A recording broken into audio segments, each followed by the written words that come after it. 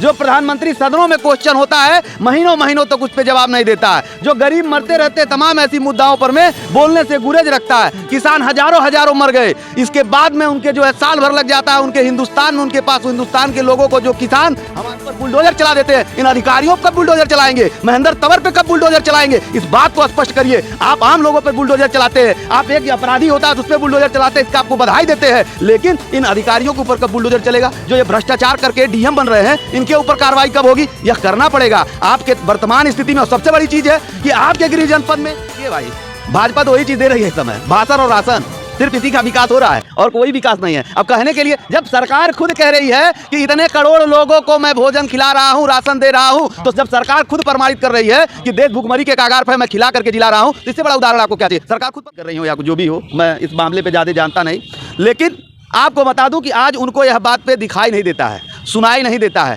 या अंधी हो गई हो सकता है कुछ भी, कोई भी दिक्कत हुआ हो, लेकिन मैं नहीं जानता। लेकिन उनको दिखाई देना चाहिए और आपके मीडिया के माध्यम से आदरणीय स्मृति ईरानी जी को मैं कहना चाहता हूं कि आप एक अच्छा गरीबों मजदूरों संघर्ष की बातें उठाते हैं, संघर्षरत रहते हैं। देखिए वर्तमान स्थिति में हर मामले में सरकार फेल है। जैसे आप देखिए, और यह बताने की ज़रूरत नहीं, यह सरकार खुद पुष्ट कर रही है, सरकार खुद इस बात को प्रमाणित कर रही है कि हिंदुस्तान में गरीबी बढ़ा। आप पूछिए क्यों? सरकार खुद दे रही है ना राशन। अगर गरीबी नहीं बढ़ा तो सरकार राशन क्यों दे रही है? सरकार राशन दे के खुद प्रमाणित कर रही है और खुद कह रही है इतने करोड़ लोगों को मैं राशन दे रहा हूँ, और इस तरीके से उसको प्रचार किया जाता है जैसे लगता है कि यह राशन नहीं दिया जा रहा है, यह एक उनके जीवन जीने का एक जो है जीवन दान दिया जा रहा है। तो जो शैली है, जो व्यवस्थाएं हैं, वो सरकार खुद प्रमाणित कर रही है कि सरकार हर व्यवस्था पे फेल है।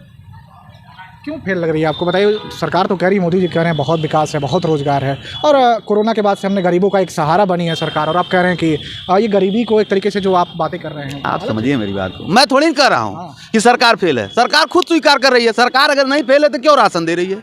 सरकार अगर नहीं फेल है तो सरकार क्यों कर रही है इतने गरीबों को हम भोजन खिला रहे हैं? सरकार अगर नहीं फेल है तो क्यों सारी व्यवस्था, सरकार की अर्थव्यवस्था नहीं खराब तो रोज सरकार रोज क्यों रोना रो रही है? ये मैं नहीं कह रहा हूँ, ये सरकारी आंकड़े कह रही है, सरकार कह रही है। रोज सरकार की जब भी आप जितने भी बयान पढ़िएगा, चाहे आदरणीय मुख्यमंत्री जी का हो, चाहे आदरणीय प्रधानमंत्री जी का हो, जितने लोगों का बयान आप पढ़िएगा तो आपको एक चीज़ मिलेगा देखने को, उन लोगों को यह मिलेगा कि हम गरीबी सुधार रहे हैं, हम विकास कर रहे हैं। तो जब विकास है तो भैया विकास करने की कोई ज़रूरत है तो आप क्या कर रहे हैं? इसका मतलब यह है कि रोज़ हमारा अर्थव्यवस्था खराब हो रहा है, रोज़ हमें विकास की जरूरत। जो वर्तमान में आप देखिए, रोजगारी बढ़ी, बेरोजगारी बढ़ी।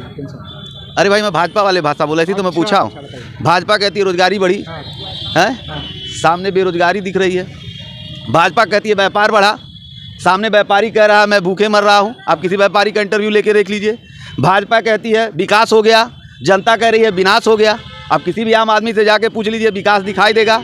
बस ये समझिए कि जितना चीज़ भाजपा कह रही है वो सब सामने आपको उल्टा दिख रहा है। बस ये समझिए, भाजपा कह रही है शिक्षा व्यवस्था डेवलप हो गया। आप समझिए शिक्षा व्यवस्था आप जाके देखिए डेवलप क्या हुआ। शिक्षा व्यवस्था व्यवसायीकरण में डेवलप हो गया। जो फीस 1000 था वो आज व्यवसायीकरण में 10,000 पर हो रहा है। तो डेवलप हुआ, महंगाई डेवलप हुआ, विकास हुआ, अमीरों का विकास हुआ, विकास हुआ, अडानी का विकास हुआ, विकास हुआ, इनके मित्र जो उद्योगपति थे उनका विकास हुआ, विकास हुआ, इनके मंत्रियों का विकास हुआ, विकास हुआ, अमित शाह का विकास हुआ, विकास हुआ, उनके लड़के का विकास हुआ, विकास हुआ, लेकिन इनके मंत्रियों का और इनके जो खास चुनिंदे लोग थे उनका विकास हुआ। और अगर विकास हुआ तो सिर्फ इनके व्यवस्थाओं का विकास हुआ, इनके दुराचारियों लोगों का विकास हुआ, और अगर हुआ आम लोगों के लिए हुआ तो सिर्फ विनाश हुआ। अच्छा, आपने विकास विनाश की बात कर दी है। चलिए प्रधानमंत्री जी अर्थव्यवस्था की बात करते हैं। मोदी जी कह रहे हैं कि हमने अर्थव्यवस्था 10 से 5 पे लाई है, तीसरी बार अगर हम सत्ता में आए क्या उन्होंने गारंटी देके कह दिया कि हम सत्ता में आ रहे हैं तो भारत की अर्थव्यवस्था तीसरे नंबर पे जाएगी? अब मैं ज़्यादा बड़ी बात तो नहीं बोलूँगा, लेकिन मैं आपके मीडिया और चैनल के माध्यम से आदरणीय मोदी जी को मैं आभार और धन्यवाद देते हुए कहूँगा, जिस दिन वह एक आम खुले मीडिया में बैठ करके एक प्रेस कॉन्फ्रेंस करके वह कह देंगे कि हमने अर्थव्यवस्था बढ़ा दी, मैं उस दिन आपकी बात को मान लूँगा। यह आज तक पहले देश के ऐसे प्रधानमंत्री हैं जो आज तक खुला प्रेस कॉन्फ्रेंस नहीं कर पाए, तो आगे आप क्या करेंगे? भाई आप क्या उम्मीद रखते हैं? जो प्रधानमंत्री हमारे मीडिया से भगता है, जो हमारा प्रधानमंत्री हर बात से जवाब देने से भगता है, जो प्रधानमंत्री सदनों में क्वेश्चन होता है महीनों महीनों तक उस पर जवाब नहीं देता है, जो गरीब मरते रहते तमाम ऐसी मुद्दाओं पर में बोलने से गुरेज रखता है, किसान हजारों मर गए, इसके बाद में उनके जो है साल भर लग जाता है उनके हिंदुस्तान में, उनके पास हिंदुस्तान के लोगों को, जो किसान हमारे देश की अर्थव्यवस्था का नींव है, जो किसान हमारे देश में जमीन को चीर करके हम लोगों को जो है जो अनाज उपजा करके खिलाता है और जिलाता है, उस किसान का बात सुनने के लिए देश के प्रधानमंत्री के पास समय नहीं है। तो आप क्या उम्मीद करते हैं साहब कि उनके पास कौन सा समय है? देखिए एक बात बता रहे हैं, जैसे एक होता है ना कि हम कमरे में बैठ के समीक्षा करें, तो बस आदरणीय प्रधानमंत्री जी सिर्फ समीक्षा कर रहे हैं और वह देश की अर्थव्यवस्था पे बात कर रहे हैं। जरा खुले मंचों से आकर उन मीडिया कर्मियों से जरा बात कर लें अर्थव्यवस्था पर, अभी समझ में आ जाएगी कि हमारे हिंदुस्तान की क्या अर्थव्यवस्था थी और क्या अर्थव्यवस्था है। और नोटबंदी के बाद हमारे देश की व्यवस्था एकदम चौपट हो चुकी है। उससे बची थी, कोरोना आया, कोरोना में चौपट हुआ। आज सत्यता इस बात को जान लीजिए, मैं फिर कह रहा हूँ, मैं नहीं कह रहा हूँ, सरकारी आंकड़े कह रहे हैं कि हमारा देश भूखमरी की तरफ जा रहा है।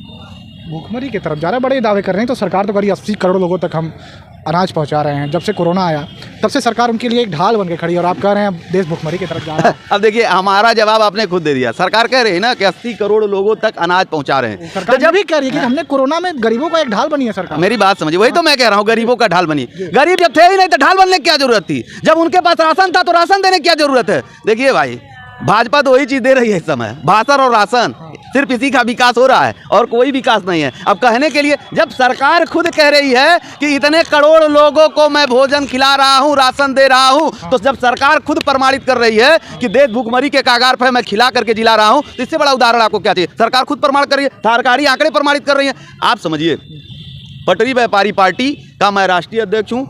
गरीबों मजलूमों की बात जब सड़कों से रही है तो मैं निरंतर हमारी पार्टी उठाती रही, आगे उठाती रहेगी। आप समझिए, जब कोई रोजगार नहीं मिलता है, जब कोई रोजगार नहीं मिलता है तो पढ़े लिखे शिक्षित लोग, ग्रेजुएशन लोग, जो अच्छे अच्छे डिग्री लेकर के लोग हैं, वो भी ठेला लगा करके अपनी जीविका चला लेता था। बात समझिए, आप मीडिया कर्मी हैं गोरखपुर में, जरा एक राउंड घूम करके देख लीजिएगा। आज के डेट में वह ठेला भी सुकून से नहीं लगा पा रहा है। यही सरकार की व्यवस्था है।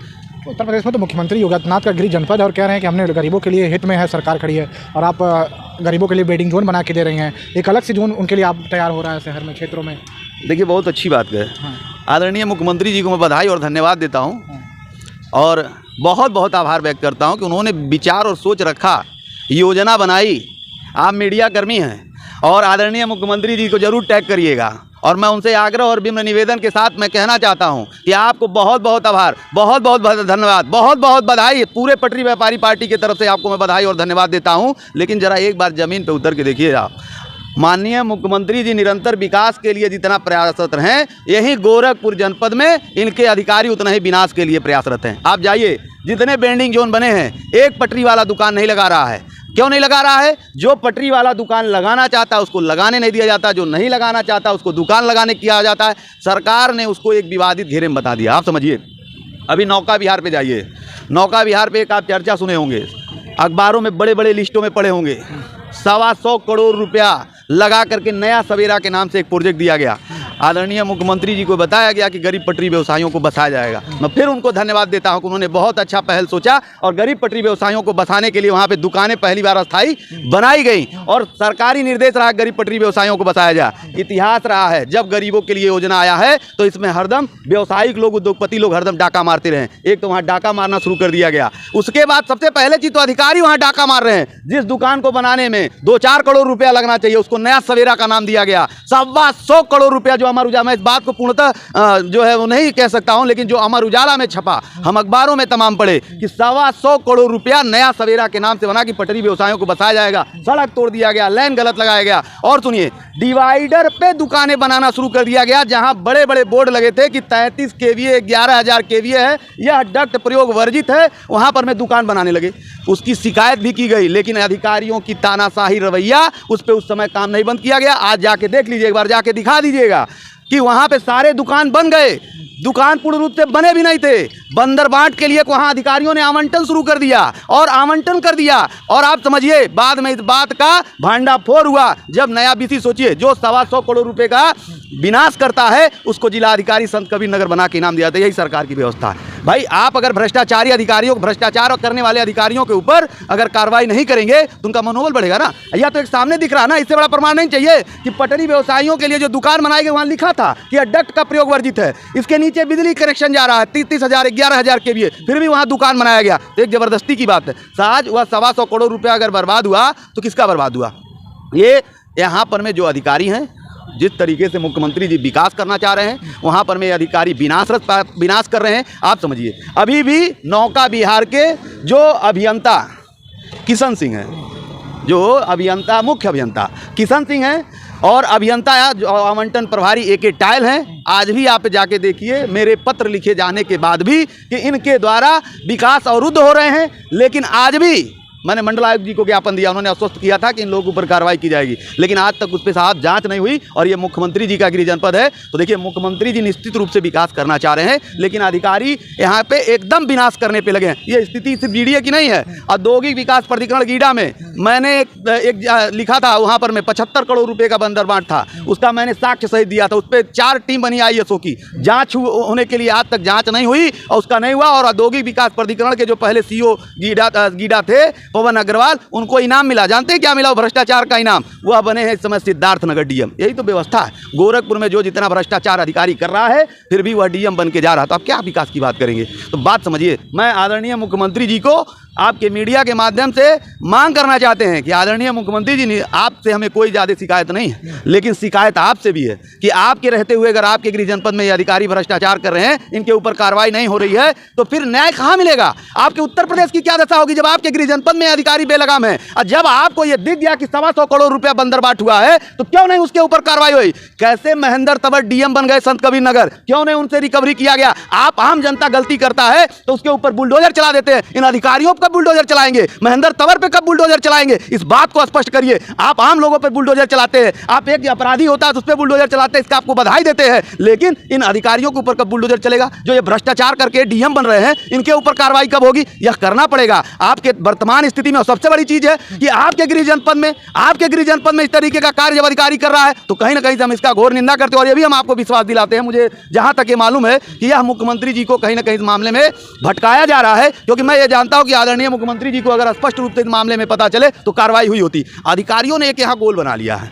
आप समझिए, गोरखपुर में जब कोई अधिकारी आता है तो पहले बहुत ईमानदार रहता है। यही महेंद्र तंवर आए थे तो उनके अंदर इतना डर था कि पहला निर्देश किए थे कि कोई ठेकेदार से कमीशन नहीं लेगा, लेकिन पता नहीं गोरखपुर में आते हैं अधिकारी तो बड़ा अच्छा रहते हैं, और 4 महीने बाद पता नहीं कौन छुई मुई लग जाता है इनको, सब फिर वही एक रंग में भ्रष्टाचार में शुरू हो जाते हैं। जबकि गोरखपुर में, आप सोच लीजिए, नया सवेरा मुख्यमंत्री जी का ड्रीम प्रोजेक्ट है, जिसको मुख्यमंत्री स्वयं देख रहे हैं। वो चाहते हैं, ये सही है कि गोरखपुर में पटरी व्यवसायियों को बसाने का मंशा निरंतर मुख्यमंत्री जी का रहा, लेकिन आदरणीय मुख्यमंत्री जी एक बार सड़कों पर निकल के देख लीजिए, पटरी व्यवसायियों को बसाया नहीं गया। आज के डेट में गोरखपुर में पटरी व्यवसाय 50% पलायन कर गए, 25% पटरी व्यवसाय टेम्पू चला के जीवन यापन कर रहे हैं, और जो 25% दुकान लगा रहे हैं, आप एक गोपनीय सर्वे करा लीजिए, वो 25% कहीं ना कहीं से पुलिस वसूली कर रही है। आज हम लोग बोल भी नहीं पा रहे हैं, क्योंकि आपके सरकार में, आपकी व्यवस्थाओं में ऐसी पहल है कि आपके द्वारा जब कोई कार्रवाई नहीं होती है तो वो कहते हैं कि मुख्यमंत्री ने कहा है, मुख्यमंत्री जी ने कहा है। हर बात पे कहा जाता है कि मुख्यमंत्री जी ने कहा है, आगे हम लोगों की चुप्पी लग जाती है।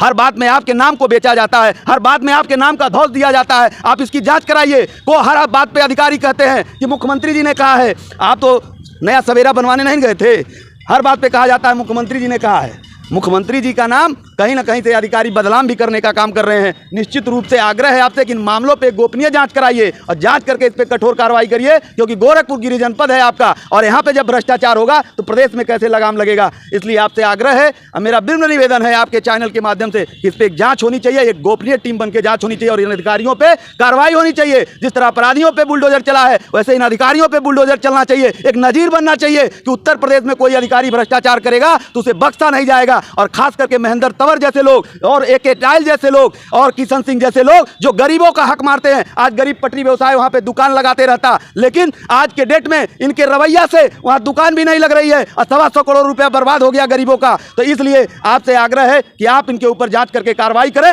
AK टाइल्स और किशन सिंह अभियंता, प्रभारी अभियंता GDA, इनके ऊपर तो इन लोगों के द्वारा निरंतर, मैं पूरा बता रहा हूँ, GDA में निरंतर इन लोगों के द्वारा विकास कार्य अवरुद्ध किया जा रहा है। आप जाके देखिए, एक लाइन से एक पता चलता है कि ये निर्माण हो रहा है, अभी उस निर्माण का पूरा होता नहीं है, तब तक 2 महीने बाद टूट के दूसरा निर्माण शुरू हो जाता है नौका विहार पे। नौका विहार के नाम पे जिस तरीके से आप विकास के लिए पैसा दे रहे हैं, वैसे ही GDA विनाश कर रही है। और किशन सिंह AK टाइल जैसे लोगों के ऊपर दंडनात्मक कानूनी कार्रवाई होनी चाहिए, जिससे आने वाले भविष्य में कोई अधिकारी गरीबों का बंदरबाट ना करे, योजनाओं का बंदरबाट ना करे।